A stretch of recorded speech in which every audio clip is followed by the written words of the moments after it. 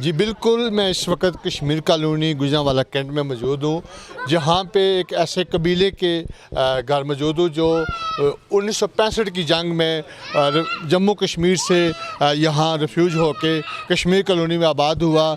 हदायतुल्लाह Mirza हदायतुल्लाह bag जो Kashmir colony के चंद नामी ग्रामी लोगों में उनका शुमार होता था।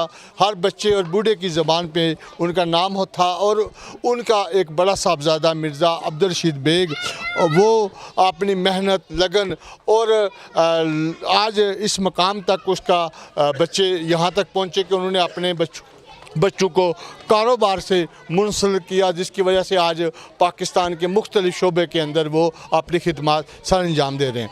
जो मेरे साथ बच्चा मौजूद है मोहम्मद अली, वो उनके सबसे बड़े साहबजादे मिर्ज़ा मोहम्मद आबिद बेग जो एक पेंट की कंपनी है उसके ओरिजिनल मैनेजर हैं पिंडी रीजन के, वो अटक में उनका रिहाश है। लेकिन उन्होंने आज जो जदीद दौर है, हर दौर में लोग और वालिदैन यही सोचते हैं कि मैं अपने बच्चों को डॉक्टर, इंजीनियर या मुख्तलिफ शोबाजात के अंदर लोग उतारने की कोशिश करते हैं। लेकिन उन्होंने सबसे पहले जो बुनियादी तालीम है एक मुसलमान के लिए हिफ्ज़ कुरान या कुरान की तालीम से आरास्ता किया अपने बच्चे को।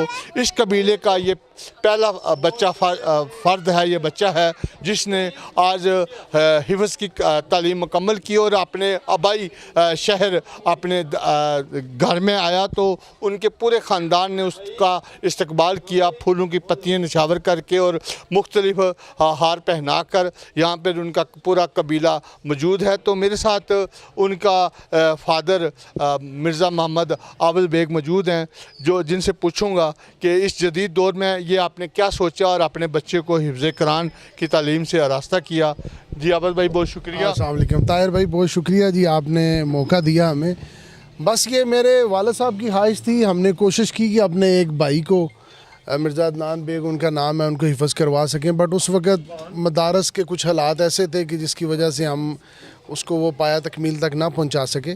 और फिर जब ये मेरे घर पे अल्लाह ताला ने मुझे बेटे से नवाजा तो मेरी और मेरी मिसेस की और सब की फिर ख्वाहिश थी कि हम इस तरफ लेके जाएं। आल दो कि आजकल के दौर में हर बंदे की ख्वाहिश होती है डॉक्टर बन जाएं, इंजीनियर बन जाएं, ये तो ज़रूरी है। बट इसके साथ साथ दीनी तालीम अगर हो जाए तो मेरे ख़्याल में ये ज़्यादा बेहतर है। और हमने ये कोशिश की, अल्लाह ताला ने हमें तौफीक दी और आज मेरा बच्चा हाफ़िज़ कुरान की शक्ल में हमारे सामने है। और जी आजकल जो बड़ा जो बेटा होता है किसी भी कबीले का, और कोई एक बच्चा जो, क्योंकि आपका बच्चा बड़ा है तो वो सब उसके लिए मशरे राह होता है। ये बच्चा अब पूरे कबीले के लिए मशरे राह होगा कि दीन के तालीम से आरास्ता हुआ हिफ्ज़ कुरान। इंशाअल्लाह ऐसे ही है कि हमारी भी ये कोशिश है कि ये एक समझ लें पहला कतरा है। बाकी ये माशाल्लाह बड़ी हमारी आबादी है, हमारे हर बहन भाई के 4-4, 5-5 बच्चे हैं।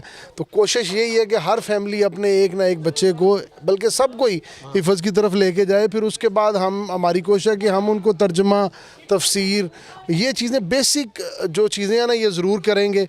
और बाकी अल्लाह बेहतर करे, एक अच्छी फैमिली से इनका तल्लक है, कारोबार भी इनके अच्छे हैं, तो जो रिज़्क़ है वो ज़िम्मेदारी अल्लाह ताला की है। आज अल्लाह ने वो इज़्ज़त, वो मकाम एक मल्टीनेशनल कंपनी के अंदर एक बड़ी सीट के ऊपर और एक पूरे पाकिस्तान में आपका एक नाम और हर बात के टॉपर आप गिने जाते हैं। क्या इस जगह पहुँच के और अब क्या सोचते हैं?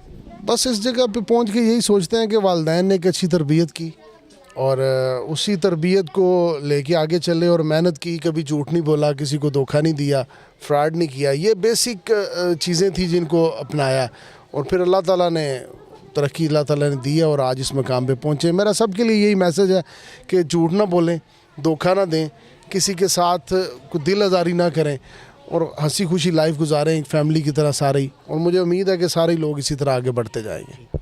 बेटा आप क्या कहोगे आज इस खुशी के मौके पे? आपका कबीला भी बड़ा खुश है, क्या कहोगे?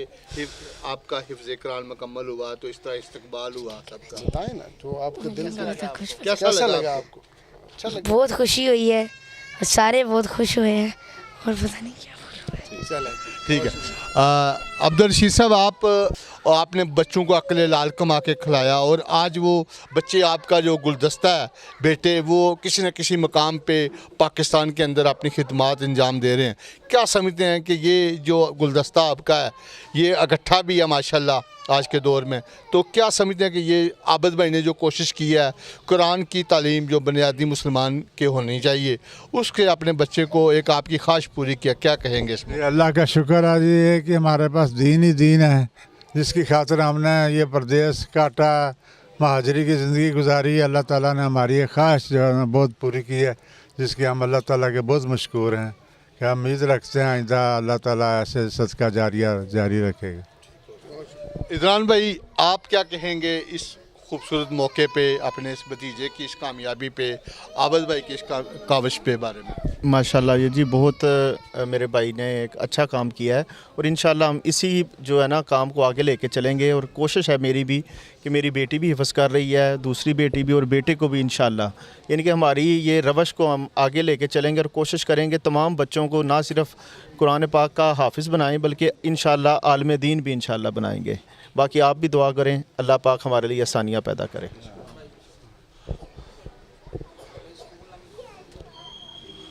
जबरान भाई, आपका बेसिकली ताल्लुक़ हमने देखा काफ़ी अरसे से दीन के साथ बड़ा मुंसलिक है और आपने एक स्कूल भी बनाया जिसके अंदर दीन के तालीम को बड़ा लाजमी रखा।